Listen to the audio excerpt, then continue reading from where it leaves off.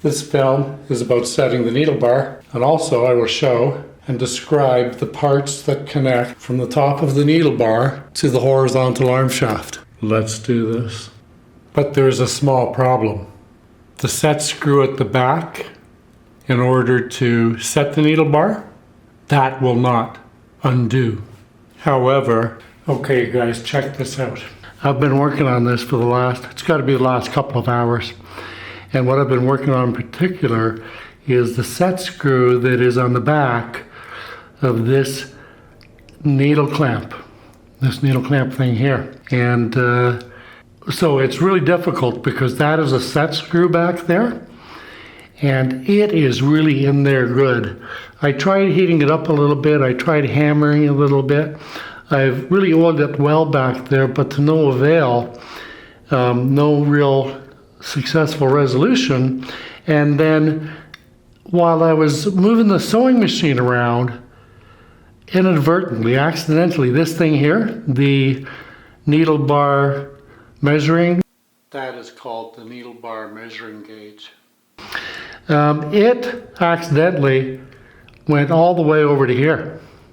And when I moved it back over to here, it slipped into almost perfect, because that top ledge there is practically splitting that line in half, except the needle bar clamp is slightly off.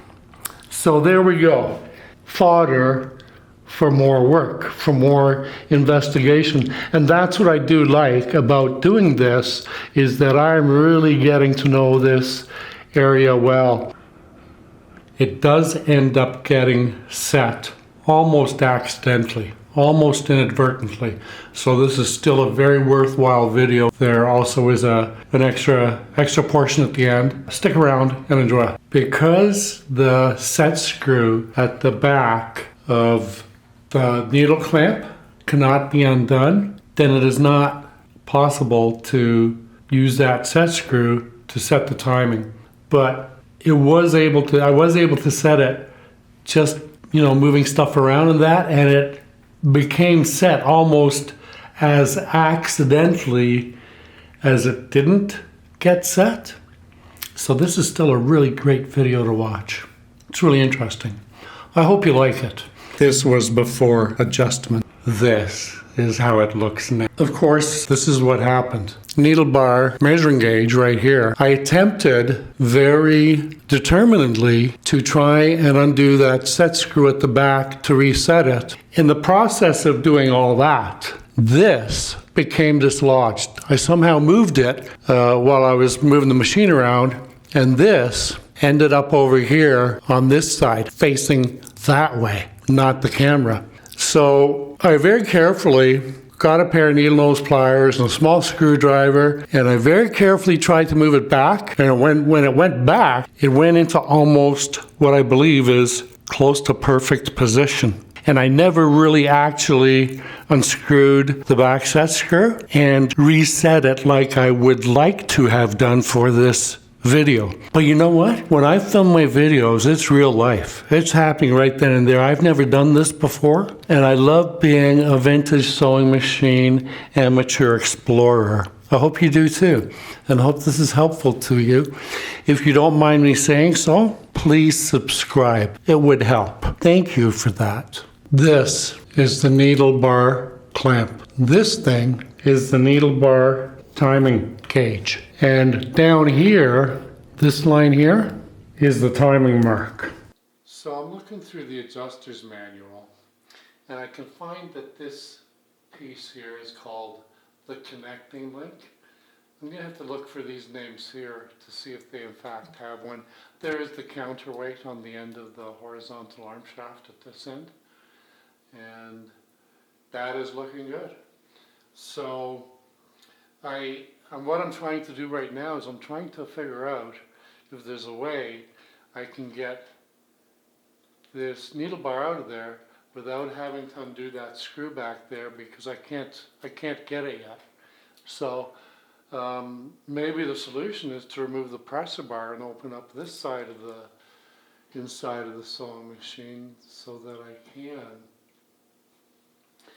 get that. I don't want to strip that set screw, and you know, obviously it's in a very inconvenient location. I mean, no shame or blame, that screw has probably been in there since, I'm not sure how old this machine is. I don't know if it's a 1930s machine or a 1940s machine or what it is, 50s, whatever. I haven't checked the number. But anyway, so I've been able to set the needle bar by, you know, I mean, who's to bless and who's to blame? By goodness or error, it has come full circle. So that has been done, and we have had a look at all these parts here, and we have learned that, you know, if we want to have the needle bar, you know, and the presser bar and all that getting checked out, then we need to be familiar with what we're looking at right there. I want to thank you all for coming here. I hope you had fun, hope you learned something.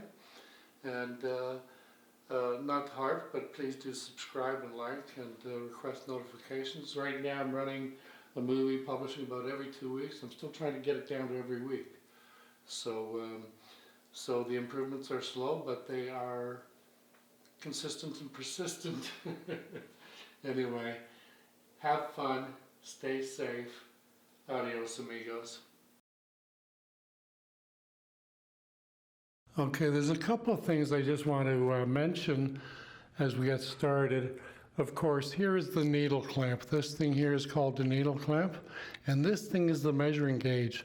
And as I pointed out before, this is off center, so it needs to go over that way to the viewer's left. But for now, we'll leave it there. Okay, so it is a set screw, and it's right in there. And it's a hard screw to see, even on a good day. And it's a slot, but it is a flathead set screw, and it goes into the back of the needle clamp. I did turn the machine around. There may be some film that shows that.